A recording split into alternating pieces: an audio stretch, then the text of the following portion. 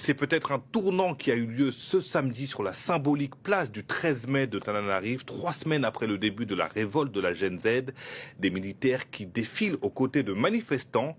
Dans la matinée, ces soldats du CAPSAT, corps d'armée des personnels et des services administratifs et techniques, avaient appelé les forces de l'ordre à prendre leurs responsabilités et à refuser les ordres de tirer.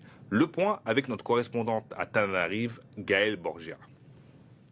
Un moment décisif dans l'évolution du mouvement Gen Z Madagascar. Ce samedi matin, le CAPSAT, ce fameux contingent de l'armée malgache, a décidé de ne plus obéir aux ordres.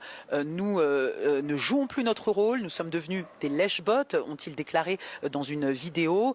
Nous avons préféré nous assujettir et obéir à des ordres, même illégaux, plutôt que de protéger la population et ses biens. Refusons d'être rémunérés pour tirer sur nos amis, nos sœurs, nos frères, ont-ils ajouté. Ils ont également demandé aux militaires qui gardent le palais présidentiel de quitter leur poste et de rentrer dans les casernes. Ils demandent également d'empêcher tout décollage à l'aéroport international d'Ivat, probablement pour empêcher la fuite de certains dirigeants. Ce qui a inversé le rapport de force entre les gendarmes et les manifestants, eh bien, c'est l'utilisation de clous de dégonflage qui ont crevé les pneus d'un véhicule blindé ce samedi utilisé par la gendarmerie. Ce qui a obligé les gendarmes à fuir et c'est là que le CAPSAT est entré en jeu. Ils ont été accueillis en héros à bord de véhicules blindés. Ils étaient armés et ils ont escorté les manifestants vers la fameuse place du 13 mai,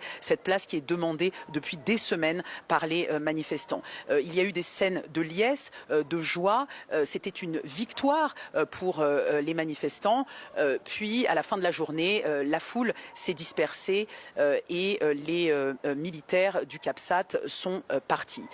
Suite aux manifestations, le Premier ministre s'est exprimé, il a appelé au calme et au dialogue. Mais jusqu'ici, pas de nouvelles du président de la République. Alors on revient sur les événements du jour à Madagascar, des images commentées par Clémence Valère.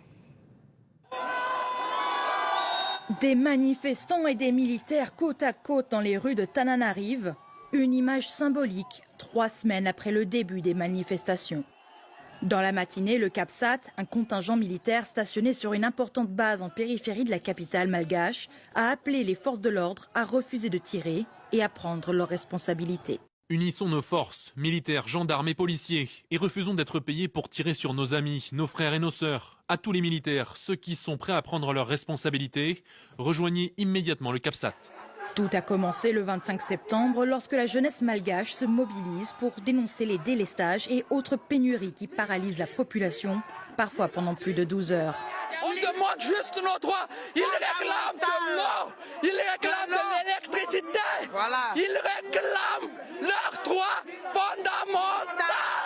Les rassemblements pacifiques se retrouvent violemment réprimés par les forces de l'ordre.